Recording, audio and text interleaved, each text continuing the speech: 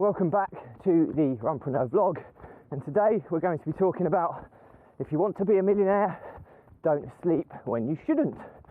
So the Runpreneur vlog is taken from, or is part of the Runpreneur challenge, which is our mission to save the lives of children by raising £1 million for 6 amazing children's charities, which between them cover the whole spectrum of issues affecting children on a global scale. We're going to raise this money by embarking upon a crazy running challenge of run vlogging on consecutive days the distance of one lap around the world. So to put that into perspective, it's a 12-year challenge of consecutive daily running at least 5 kilometers whilst vlogging, and I even do it barefoot style. 40,075 kilometers, or just shy of 25,000 miles in total, and it's somewhere in the region of 4,292 consecutive days of running.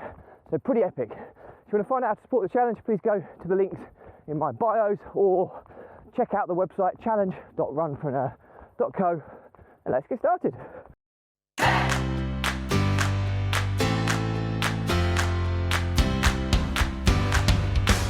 So I have been studying the success traits of wealthy people that have earned at least £1 million or more, to see if we can kind of come up with a number of kind of traits or habits that successful people have. And this one's a little bit controversial, but there's a lot of people that talk about it. You shouldn't sleep. Sorry, sleeping when you shouldn't.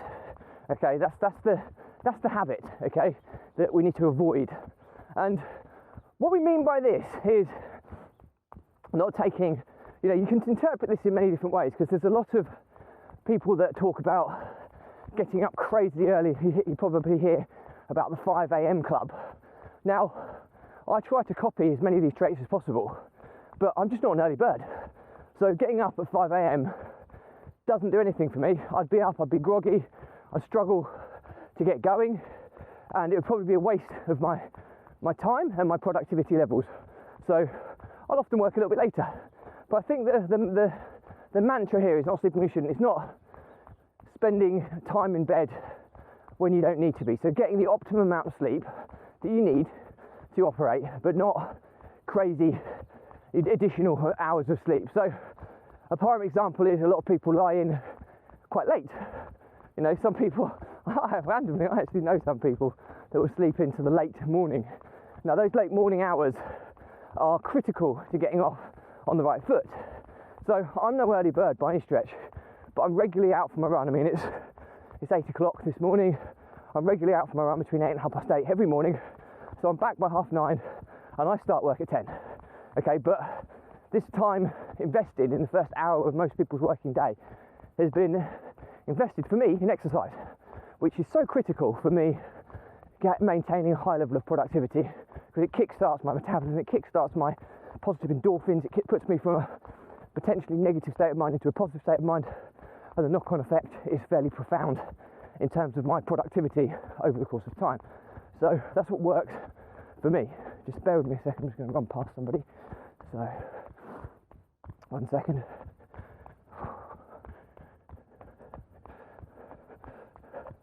Morning. Hello. How are you? Good, thanks.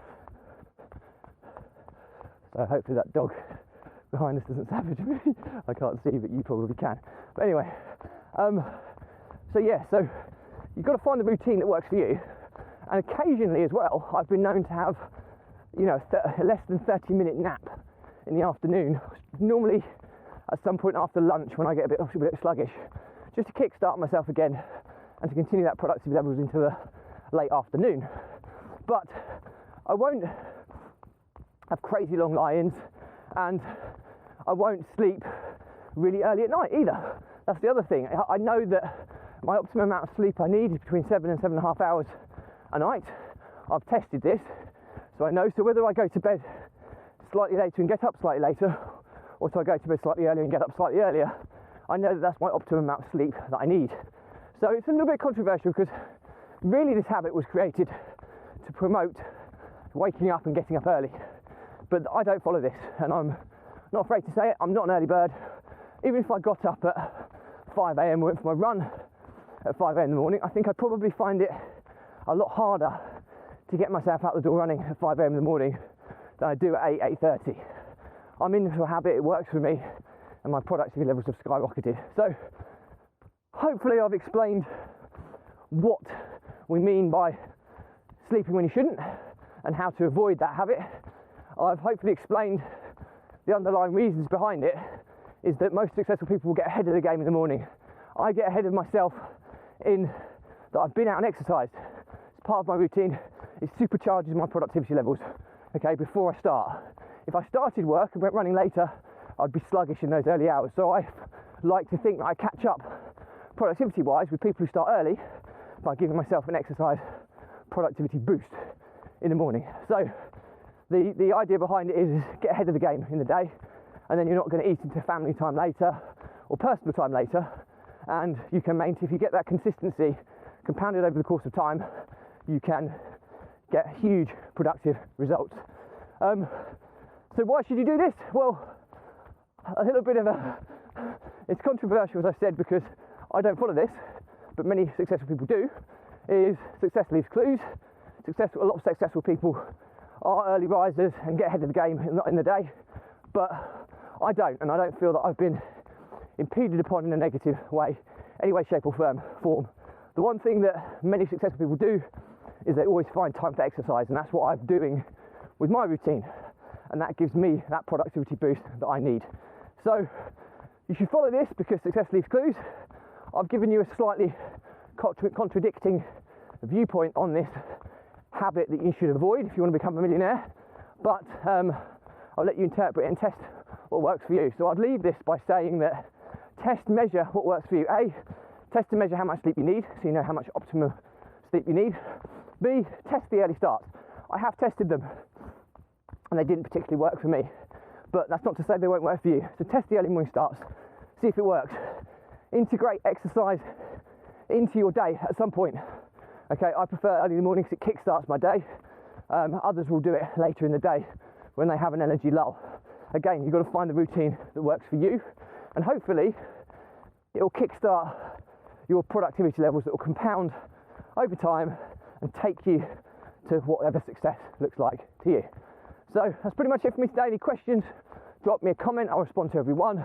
Please remember that the Runpreneur vlog is part of the Runpreneur challenge, which is our mission to save the lives of children by raising £1 million for 6 amazing children's charities, which between them cover the whole spectrum of issues affecting children on a global scale. I'm doing this by embarking upon a crazy running challenge of run vlogging on consecutive days the distance of one lap around the world. So if you want to find out how to support the challenge, please go to the links in my bios or the website challenge.runpreneur.co. It's not .co.uk, it's just .co, and Runpreneur is spelled RUNPRENEUR. So challenge.runpreneur.co, and stay positive, stay happy, and I'll see you tomorrow.